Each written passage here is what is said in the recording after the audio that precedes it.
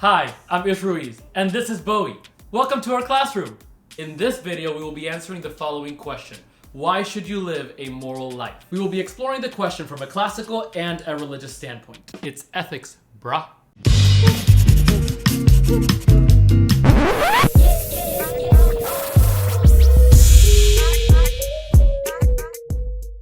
To properly answer the question of why live a moral life, we must first have an understanding of what it means to be human. Anthropology is a scientific field that studies human nature. The responses to why live a moral life that we will discuss in this video all part from a particular anthropological understanding of human nature. The ancient Greek philosophers Plato and Aristotle wrote books about the importance of living a moral life. Let's explore what they have to say. Classical philosophy offers two important contributions that help us answer the question, why should we live a moral life? The first is the four causes of existence. The second is potentiality. Let's go with the first one. The four causes of existence claim that everything that exists does so for four reasons. These four reasons are the material cause, the formal cause, the efficient cause, and the final cause. First, the material cause refers to the substance that comprises the object in question, the stuff it's made of. Second, the formal cause refers to its structure, its blueprint, how the materials are shaped. Three is the efficient cause, which refers to the entity that assembled or put together the object in question. And fourth is the final cause, which is the purpose for which the object is created. Let's apply the four causes to an example. Here I have a bird cage. You can tell I'm a weird bird guy. Now the material cause for this cage is the raw substance it is made of. And this cage is made out of wood, some ceramic, and a little bit of metal. Those are the raw materials. Its formal cause is its cylindrical structure, but it also includes its design and its detail. That is the structure of the cage. Its efficient cause is the carpenter that put it together, or perhaps the machine that assembled it. In any case, who grabbed the raw materials and shaped it into its form? Lastly, its final cause is to provide a home for a little bird. Now, it is easy to apply the four causes of existence to inanimate objects. The more difficult task is to apply them to human beings. But let's try. First, one could argue that the material cause of human beings is simply the stuff we're made of: cells, bones, muscles, and the substances that make up those cells, mostly water. Some people believe that we have extra materials that make us up, such as a soul and a personality or an identity. Second, the formal cause of humans is probably how the bones, muscles, organs are all put together in this body. Therefore, our anatomy. Some would include our genetic code, which is the blueprint for how we look like, act like, etc. Third, our efficient cause is how we came to be. Don't worry, I'll spare you the birds and the bees talk. But yes, our efficient cause are our parents. Some people would add God. Others will include our friends, schools, society, all the things that create us. And those groups certainly create us in a sense. But here's the head scratcher. What is the final cause of humans? What is our purpose? Thankfully, the Greek philosophers were pretty darn smart and came up with a final cause that applies universally to all human beings. They call it eudaimonía, or happiness. But this happiness does not refer to the fluffy, touchy-feely type of happiness. For the Greek philosophers, happiness is not simply an emotion. For them, happiness is the state of being fulfilled.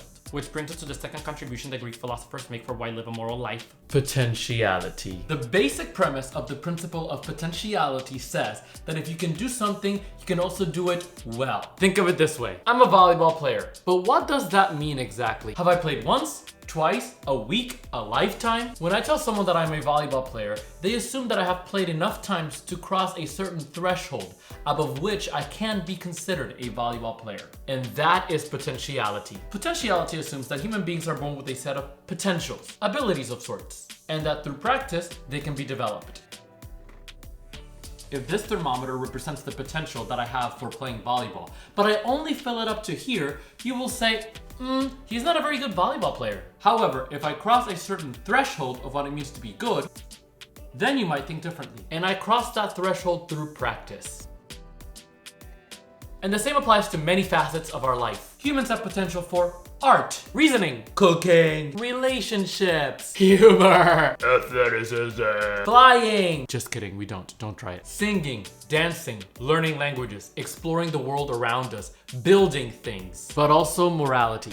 We have the capacity to understand the concepts of right and wrong and to pursue goodness. And so for classical Greek philosophers, ideal people were those who had fulfilled their potential in most or all dimensions of their life, especially their moral dimension. Why? Because for Greek philosophers, people's moral dimensions compel them to pursue excellence for themselves and for others. And when people pursue goodness for others, they create a society that is just. And the ideal city is one in which each individual has developed to their fullest potential. In sum, this is why the Greek philosophers want us to live a moral life, because we're made with a purpose, which is happiness. Happiness is a state of fulfillment, which can only be attained by fulfilling our potential in most or all aspects of our lives, especially the moral one.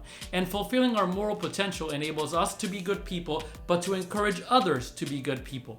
Therefore, we would be creating a city or a society that is happy, fulfilled, and moral. And that is a pretty good goal. And if we do this, we can say we have lived a good life, and it brings about happiness. So we should be moral so we can be happy and make others happy. 'Cause I'm happy. Clap along if you feel like a room without a roof. You knew that was coming. Let's discuss a religious response. The Catholic tradition adopts many classical philosophies and incorporates them into its worldview. For Catholics, the ideas of happiness, fulfillment, and ultimate purpose are intrinsically tied to the universal call to holiness. According to the Bible and the Church, to be holy is to live like Jesus. Christianity teaches that God came down to earth as Jesus to teach us how to live a holy life and to form a relationship with us. That is how salvation is made accessible to us, through the person of Christ. How does one live like Jesus? If I could summarize it in one word, it would be this.